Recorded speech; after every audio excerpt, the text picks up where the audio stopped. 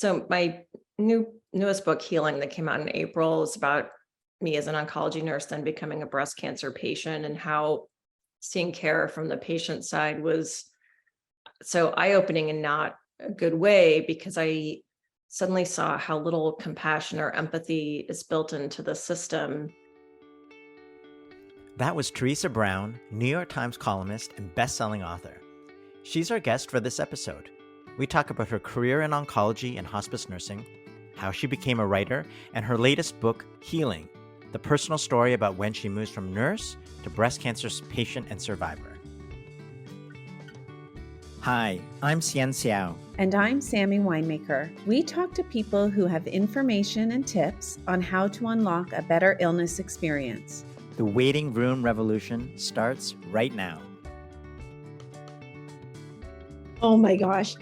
Hello, Xian. Hello, Theresa. Oh, hello, Sammy. We are excited to welcome to the podcast today, Theresa Brown. And I am excited to be here.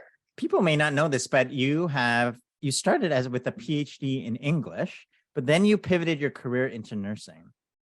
So I'm curious, what drove you to make such a big career change? Yeah, this is what I call the $1 million question, as in people feel like you would have to pay me $1 million to make that same change.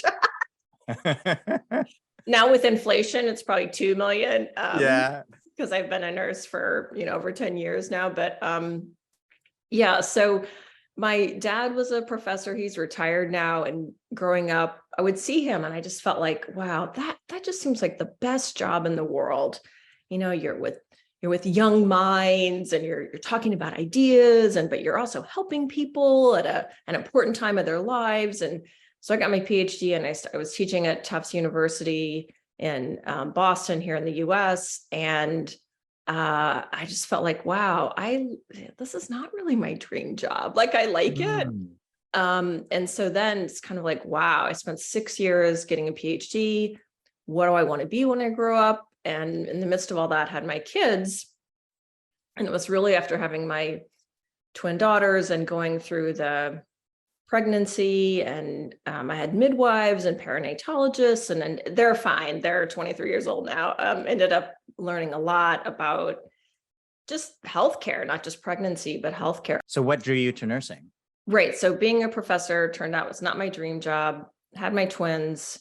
Had a friend who was a nurse who visited. The girls were about 16 months old. And I told her, the midwives I said, I thought they had the coolest job in the world. And she looked at me and she said, Theresa, you could do that job. And I thought, really? Never occurred to me. And then I looked into accelerated nursing programs, and I could go back to school and take these science classes I never took. And that was it. Literally a month later, I was taking chemistry, at college level chemistry class. And I never looked back. And my initial goal was to be a midwife. Then once I got into nursing school, I found out, wow, bedside nursing is such a great job. It just doesn't get the respect it deserves and doesn't get the, pay that it deserves, which is why nurses are striking all over the world. But, it just is such a fabulous job. And I really fell in love with bedside nursing. So yeah, when people ask me like, are you crazy? Like, you gave up having summers off to be a nurse? And that did kind of give me pause, like, but, but actually I have no regrets. I've never looked back. Like, when did you become both clinician and writer? I taught. Yeah. I didn't do writing like this until I became a nurse. Okay. Yeah. And actually it was, I was still a pretty new nurse. I had a very bad patient death, and which when I talk about this, I found out is a pretty universal experience for nurses and doctors. And again, I don't know why, but school doesn't prepare you for that. Like, just doesn't talk to you about, people can just die really suddenly and dramatically, and it's horrible, which is kind of another topic. But anyway, I couldn't get it out of my mind. And so I thought, well, I'm going to write this down and then it'll be out of my mind, which doesn't work. But I liked what I wrote. And so I thought, well, aim high, I'm going to send this to the New York Times. And the Science Times, which is a Tuesday section of the Times, published it. And it was from that piece that I got the contract for my first book. So it was really having something to write about. And I really didn't like academic writing, which was part of why I didn't want to stay in academia. But this kind of writing I love. And I think it was that the urgency of what there was to say. And at the moment, I'm not working clinically. It's so tough for nurses in the US right now, and in Canada, from what I read, and in the UK. But so I'm trying to figure out, so if I'm not writing about my clinical experiences, what kind of writing am I going to do? What am I going to write about? And I'm figuring it out. But yeah, it was really the clinical work that gave me this opportunity to have a story to tell, and then turned out that I loved doing that kind of writing. So I feel very lucky that that worked out. Well, it's more than worked out. I mean, you've written some amazing books from those experiences. You started your career working with cancer patients in a cancer hospital, and what you saw there led you to write a number of popular books, right? The first one being called Critical Care, about stories from your first year as an oncology nurse. And the second is called The Shift, looking at 4 patient stories during a single nursing shift and grappling with some of the challenges of modern medicine and dealing with dying. And both are amazing books, great pieces of writing, and listeners should check them out.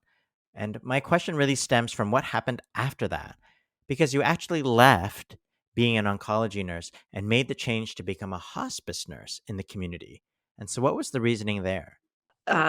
Great question to switch to hospice care. And what led me to do that is two things. One, I felt like in the hospital, I never saw patients fully as people. We bring them in, we stick them in this small room, we make them wear this horrible, ugly gown. Even though our long-term oncology patients, they could wear their own clothes. Now, people bring in pictures, bedspreads, flowers, but I never felt like I really saw them as full human beings, or it was very hard to do that. So I wanted that experience. But the other harder truth is that I saw a lot of bad deaths in the hospital, and I really wanted to see some better deaths, and also bad deaths that were just, so avoidable.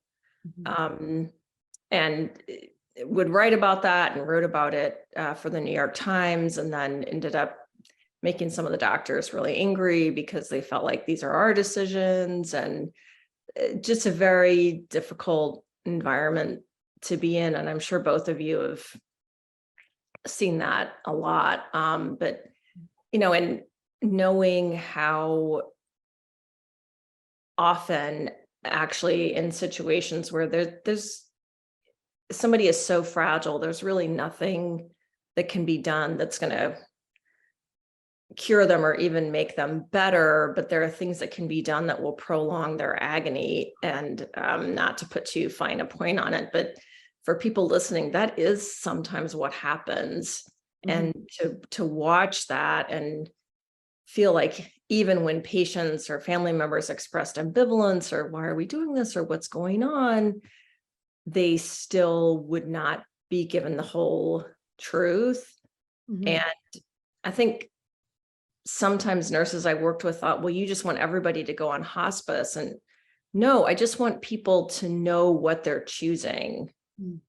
If somebody says, no, I want to die in the ICU, I want every possible tube in my body. If there is a 0.001% chance that will save my life, I want that. Most people, what they've been through and they're suffering at that level, they won't make that choice, but they weren't told what they were actually choosing. And I'll just tell you one story along those lines. I worked with bone marrow transplant patients, so we really got to know people, and they would leave and come back. And this woman's husband was the patient. He was not my patient that day, but this is how desperate she was. She came up grabbed my arm in the hallway and she said, I feel like everyone else knows something that I don't. And, that's just terrible. Isn't that horrible? Yes. Honestly. But you know what? It's true. And so we can't deny that.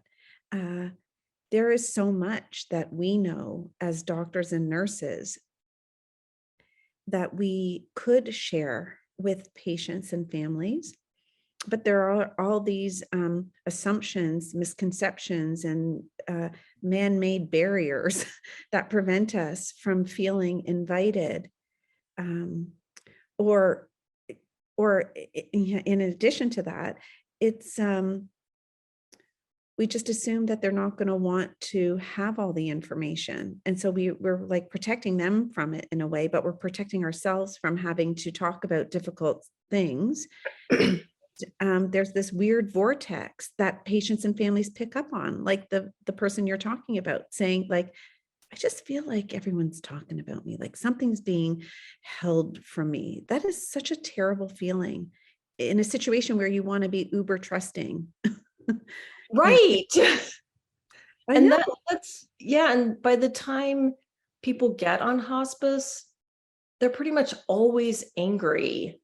And a very good friend of mine who's a pastor once said, well, don't you think some of that's displaced anger? Like they're angry at the disease and they take it out on you. Yeah, no, it's because they have not been told the truth and they're furious about the whole situation they found themselves in.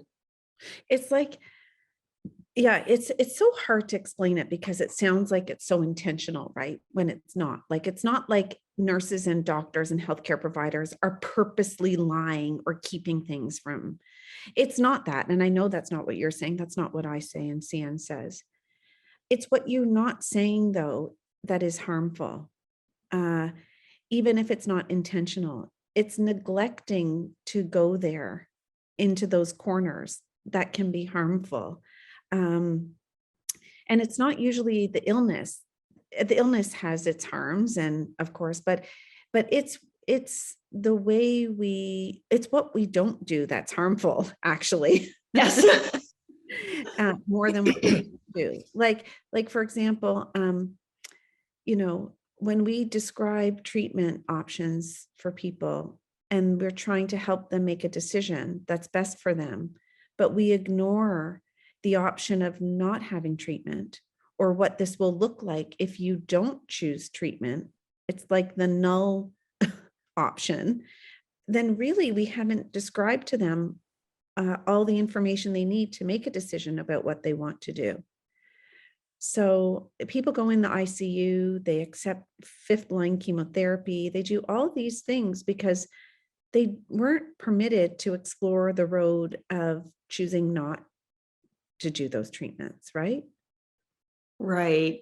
And this is making me think of, so my newest book, Healing, that came out in April, is about me as an oncology nurse, then becoming a breast cancer patient, and how seeing care from the patient side was so eye-opening in not a good way, because I suddenly saw how little compassion or empathy is built into the system. And I have to tell you, honestly, I've always idealized Canadian, like, oh, if only we had healthcare like Canada. But then I've learned over the years that you guys have your own issues with empathy and compassion. But just recently, I made the decision to completely stay off tamoxifen, which is a drug women who've had breast cancer get after breast cancer to help prevent a recurrence, for people listening who don't know that. And there was a whole mess up over the drug and another drug I tried, and then let's throw in a different thing. It's a very long story. I ended up switching medical oncologists, and I was talking with my new medical oncologist about this. I could see the wheels turning, and he's saying, well, it's almost 5 years, it's okay. Like, he was really telling himself more than me, like, it's okay for you to not take tamoxifen. He said, there's this thing, shared decision making. It's so adorable. Like I said, yes, I've heard of that. Yes. But, I could tell he had a really hard time with it, right? Because people who've been if you meet an oncologist, especially in the US, they have an arsenal, and man, they want to use everything they have in that arsenal to keep you from getting cancer again, or to keep it at bay. So it was tough for him, but, props to him. He pulled out the shared decision making. Wow. And said, I realize I cannot force you to take this medication that makes you feel like you are half yourself. Mhm. And I'm also going to meet you as a person with respect and tell you that that's okay with me. Yeah. Which was lovely. And the more a patient veers from standard treatment, or the otherwise known as the conveyor belt, Yes. the harder it is for the healthcare system to respond with respect and compassion, and meet you there. So we try to encourage people to know themselves well enough to know what treatments might gel with who they are and which don't. But if you choose sort of to go this way, but the system typically sends people this way, there's a major tension that's felt. And patients have told us they feel like they have to cut themselves off from the healthcare system completely if they don't get on that conveyor belt.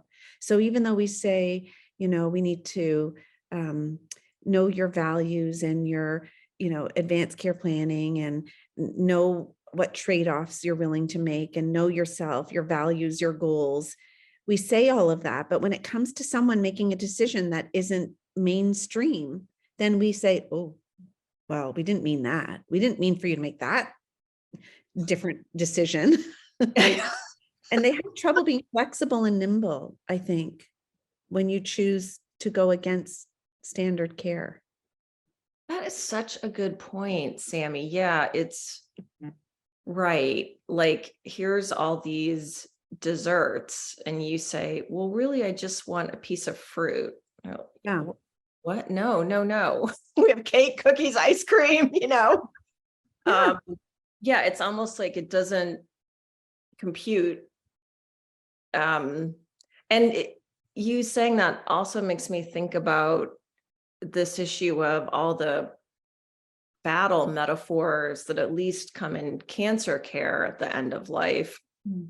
And I wrote about this in Healing also, and it was the writer Susan Sontag who first talked about this in this profound way, that, one of the choices is keep fighting, right? Or that is the choice, right? Keep fighting. And we don't put that burden on other kinds of patients. Like, we don't say that to COPD patients, or, can you imagine patients with ALS? Like, that would just be cruel. Yeah. But that's the other choice that you aren't easily given the opposite, or even told that language is not appropriate. You have a disease. Yeah. The disease has its own crazy, messed up biology. It's not about you fighting. And yet I even had people tell me, well, you want to have a positive attitude about your breast cancer. And I felt like, oh my God, I thought that was debunked 30 years ago. Yeah. I know. Yeah, well, let's go back to your most recent book, Healing. Sammy? What do you want to tell us about Healing, and who should read it? Who should read Healing? Well, patients, but also clinicians. But ideally, I would love for healthcare CEOs and upper management people to read it, because we have so lost our sense of mission in the US. I feel like we reached a point where we, got our technology to a great point, and then the focus came, how can people maximize the profit from healthcare? And most Americans don't understand or don't know that the US spends vastly more on healthcare than any other industrialized country, and our outcomes are worse. And they're a lot worse. They're not like just a little bit worse. So what are we buying with that money? We're buying really high CEO compensation. And we're buying money for device manufacturers, for pharma. We're not buying good care. And I would love for this book to excite people about the value and importance of compassion. And also what I show in the book, based on research done in this book, Compassionomics, is that compassionate care can actually save money because people do better, they have fewer complaints, actually pain scores can go down. Making people feel well cared for, which has been the theme of this whole podcast, is transformative. It's not just like the icing on the cake. It's, the ingredients, like a key ingredient in the cake. And, without that, care is just going to get more and more inhumane, worse and worse and worse. And I feel like we've seen this so slow creep of incursions into quality of care in the US. People don't know the astronomical number of people in the US who die of medical errors. It sounds like I'm getting off topic, but the point is, if we have a system that's looking out for people, you're going to have errors go down. You're going to have the kind of mistakes that lead to bigger problems go down. Just everything would be better for patients and for clinicians, because most people got into healthcare because they want to do good. Mm-hmm. And getting back to my point about becoming the assertive patient who asks questions, the other reason why that can make a difference is what I just said. Most people got into healthcare because they want to do good. And by asking questions appropriately that are about your care, that get to people's expertise, but also can pull at their hearts. Mm-hmm. And they can say, who cares? I'm supposed to be done in 15 minutes. I have a human being in front of me who doesn't understand what's going on inside their own body. And I'm going to take 5 minutes and I'm going to explain that. Maybe I'm even going to take 10. It's what everyone in the system needs. And so that's my hope of healing. And I would say the book is really kind of a hope, a prayer. It's my most personal book, and it's my book that's most wanting to make change. I love what you just said about how being an assertive patient can help reorient the clinician back to their own sense of compassion, because suddenly you're off the cog or the conveyor belt, and you've forced a pause by asking a question that stopped them in their tracks, maybe, and in a way it like jolts them, and oh, this is a person, this is a human, and this is actually why I did go into medicine. And so maybe instead of people being scared that they're going to be labeled a difficult patient, that they should feel a sense of accomplishment, that you are putting a person's face back,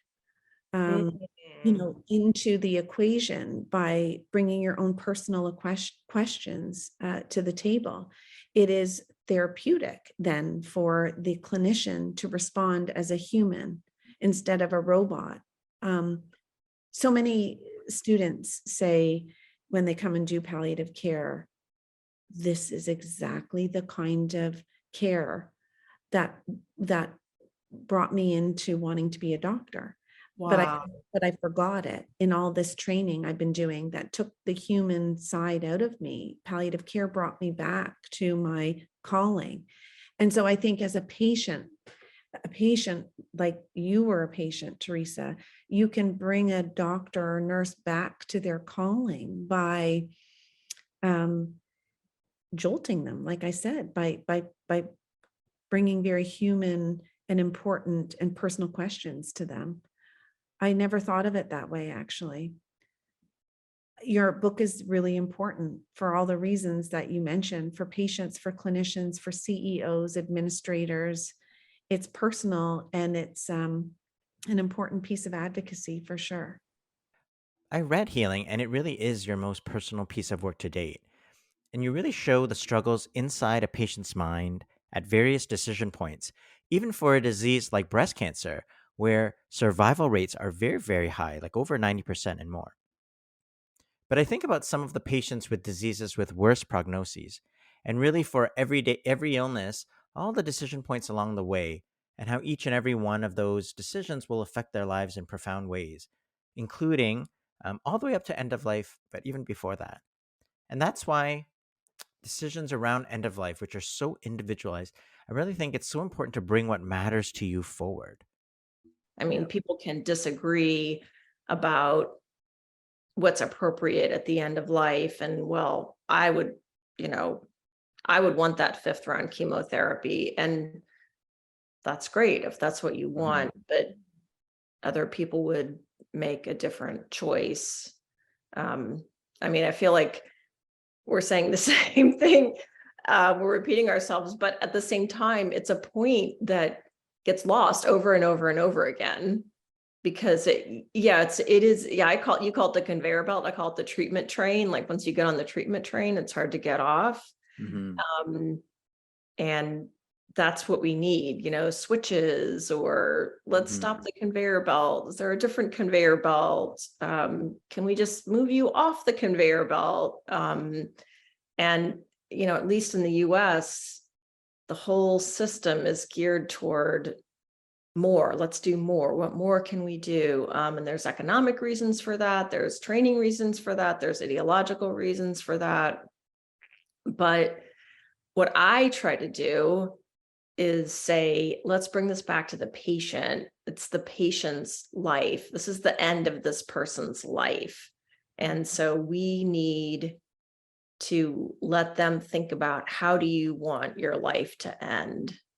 And the thing is, anyone who gets to really think about for themselves is lucky, right? Like you're so lucky we're all going to die, right? So if you get to think about how do you want to leave this earth and you can have some control over that, I have to see that as a blessing. And that's where I'm coming from. I think what I'm hearing you say is that someone who dies in a sudden way, like lightning or a car accident, doesn't have the fortune of time to know it was coming, to see it coming, to prepare in whatever way makes sense to them.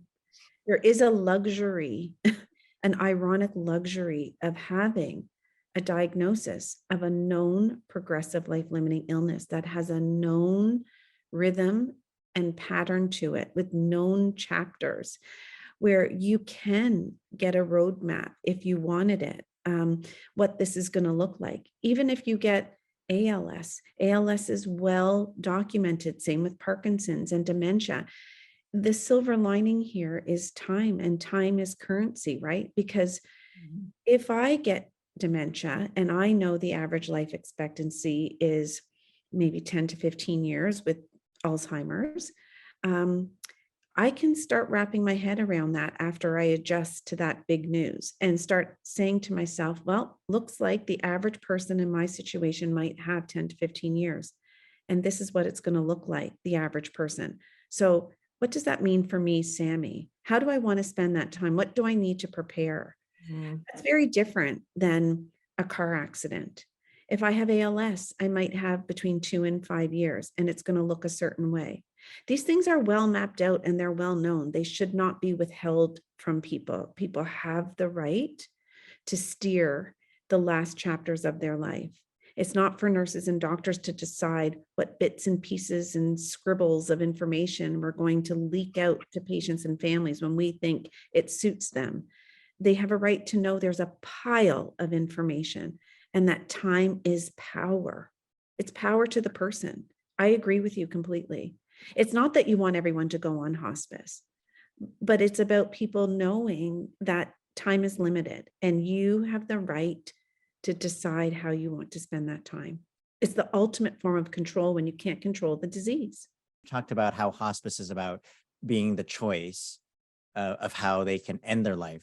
And I think the waiting revolution is really about not just thinking about the end, the last weeks and months, but really recognizing right from the diagnosis that you have a disease that will be with you and it will probably be the cause of your last chapter, and your death. And that could be many years, actually. And all of that time and those decisions are things that with more information, you might, make different choices. So I think we are trying to go upstream, and we try, that's the word we use, but it's not that easy. And so I wonder, have you seen things that allow people to be able to infuse the philosophy of hospice or the palliative care approach earlier, which is just good care, which is just caring medicine, shared decision making. But all of these things, have been twisted and are scary to the public. When we say palliative care, palliative medicine, or hospice, it scares the public because they're thinking death and dying. So we have tried to talk about the elements of that upstream, but it's still a challenge. I mean, it is still the thing that we are facing. And I just wonder what your thoughts are of how we can actually go upstream. Yeah, well, I love it that the two of you talk about educating primary care physicians, that you don't want this information and way of practicing to be isolated to palliative care. And I guess this may not be a great analogy, but here in the US, where abortion is so controversial, some people have said the fact that we have independent abortion centers made it easier for the right to abortion to be attacked, because it made it seem like this is something separate from regular healthcare. And it's just like a mental picture, right? And maybe even shameful, right? And so I'm wondering if palliative care being separate and not integrated, if that somewhat can prey on people's minds. But then I know, Sammy, you've talked about in your online stuff about you end up being the cavalry, even though you don't want to be, but because you're the person who comes in and actually tells the truth. And then the family says, oh, now everything we've been seeing makes sense. Mm-hmm. Because those pieces that got left out, they were like that woman in the hallway saying, everyone knows something that I don't. So that can be very helpful, but not a great feeling for you, right? And then also you get this then gap between the other practitioners and what they're doing and saying, and what you're doing and saying. Mm-hmm. So I really am impressed with you guys having the idea of, can we get more regular physicians on board with this instead of splitting off palliative care and trying to find more ways for palliative care to embrace what it does.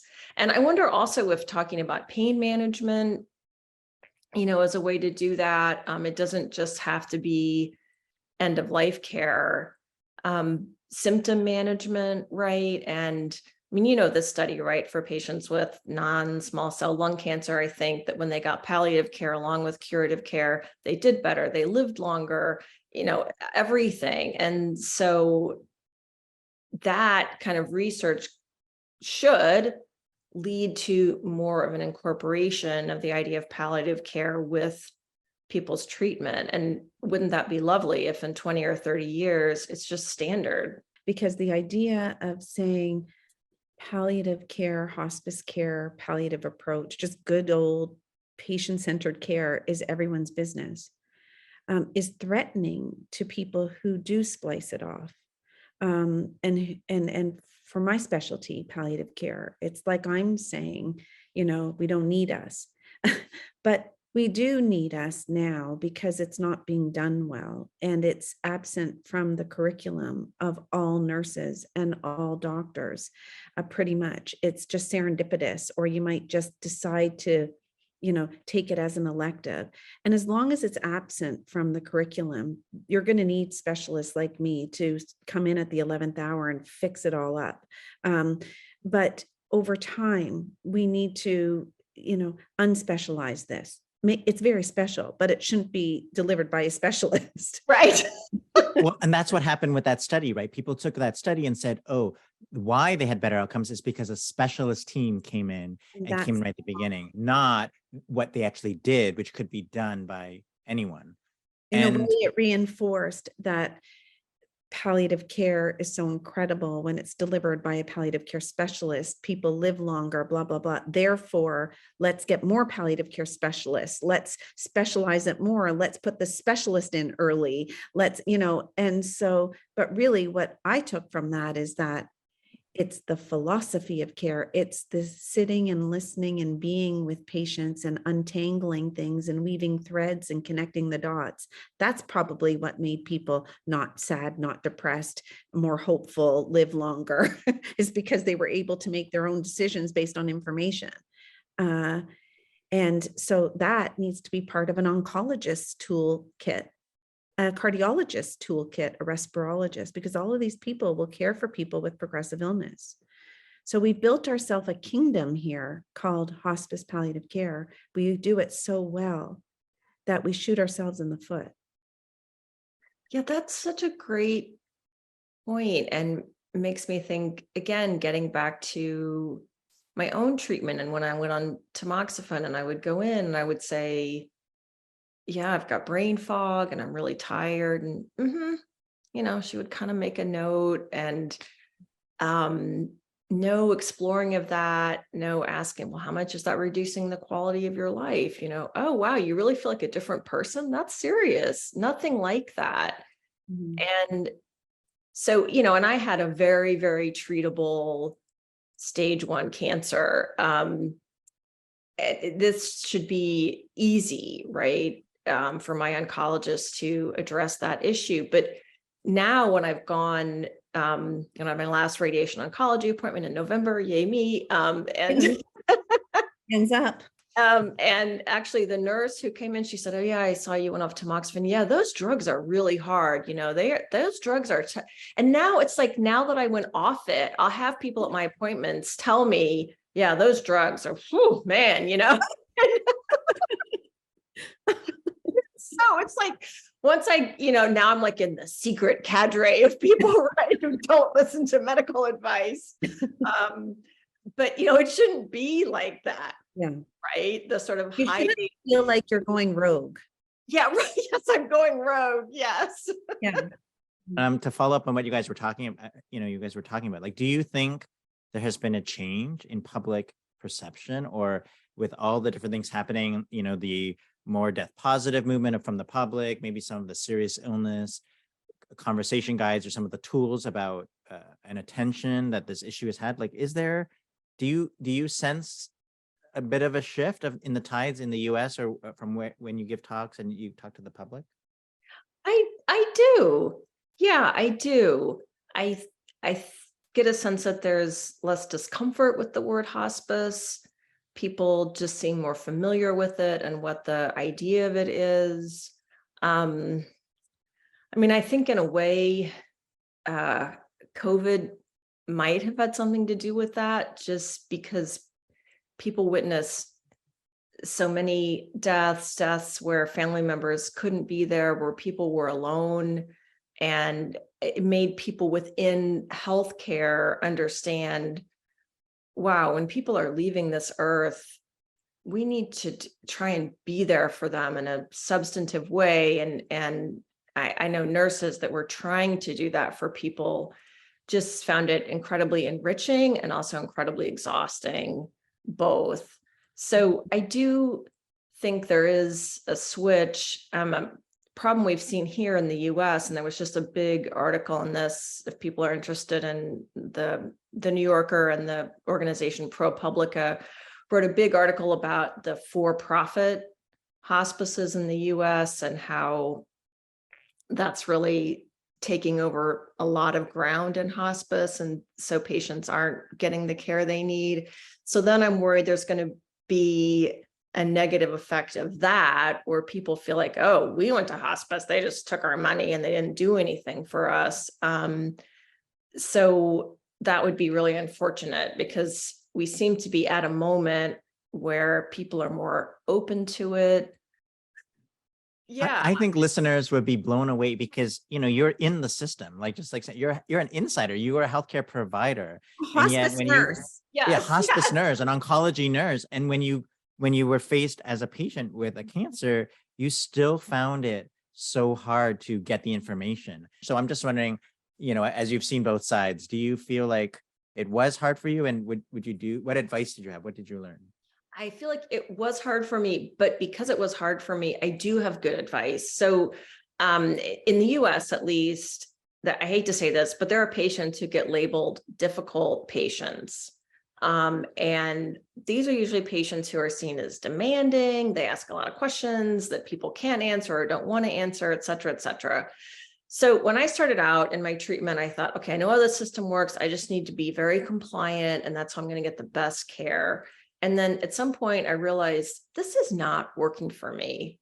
And I have this moment where it really was like I was to myself, I said, wow, I am the difficult patient. It's like, I'm that girl. Because you were asking a lot of questions? Yeah, asking questions saying, why is this going to take 2 weeks? That's not good enough. I want this result. I mean, and just even deciding, no, I don't like how my medical oncologist handled, there's many different medical oncologists I could see. I'm just going to try a different one.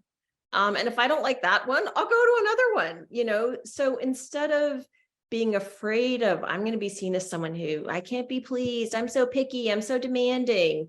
Like, no, I want to understand my care. If I have a question, I want it answered. I do not want information withheld from me, which was part of what had happened. And so what I am encouraging people is ask and keep asking, be polite, because if you think about, if someone's getting angry at you, what's a reaction, right? You get into a fight or flight mode, your heart starts racing. So if you yell at clinicians, that's not going to get you what you want. But just, I don't understand. I need you to explain that to me. If you can't explain it, can you bring in someone else who can explain that to me? Call every day if you have to, call twice a day, insist, say, why is this going to take so long? Why can't it be done faster? And really push for what you feel like you need. And if more people would do that, I think the system would have to adjust. And, we're bombarded in the US with this, all doctors only have 15 minutes to see every patient. And I realize it's kind of like a message, like they're trying to indoctrinate us, right? Like, don't expect too much. Everyone only has 15 minutes. No, go in and expect what you expect. This is your body, your disease, especially people way sicker than I was. You need to know what's going on. And only if we, start a bottom up revolution like that, are things going to change. And call back, get answers. At one point, I wasn't getting a result of my first year mammogram. It was a 3-day weekend. And my husband, who is not on social media at all, said, go on Twitter. And it worked. The head of radiology read my mammogram and called me. Now, I don't know if that's going to work for everyone, and I don't like doing that, but it did get me the care that I needed, and it shouldn't be that way for people. And so I tell everyone, expect what you expect. You expect kindness, clarity, full information, complete answers. Every single time should be like that. And it shouldn't be such hard work. You're the one who's unwell. Yes. To work so hard. But I'm just listening to you say that when you're the only one doing that, being that difficult patient in quotations, which you're not,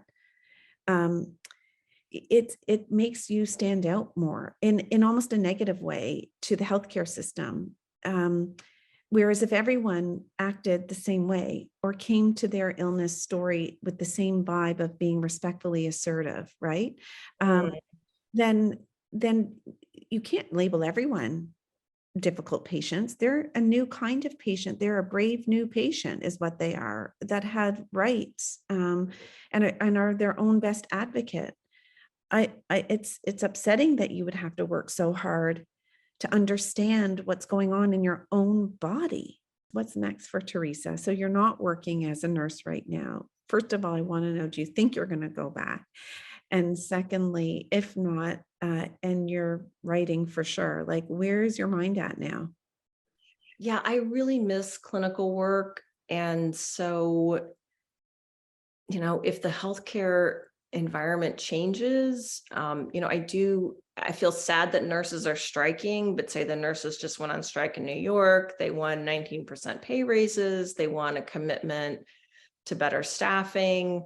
So if the healthcare environment changes in a way that it seems like, wow, I think I could go back to work without it making me crazy, that would be nice. But I'm also writing the newsletter, figuring out the next book. And living life. Yeah. But the cancer is behind me. I'm figuring out once again who I want to be when I grow up. Theresa, thank you so much for joining our podcast. It was awesome to talk with you. Oh, thank you so much. Yeah, we're big fans of yours. That's for sure, Theresa. It was such a pleasure to talk with you guys. Our meeting in Montreal was so auspicious, and may the conversation continue. Thanks for listening. Don't forget to rate, review, and subscribe if you haven't already.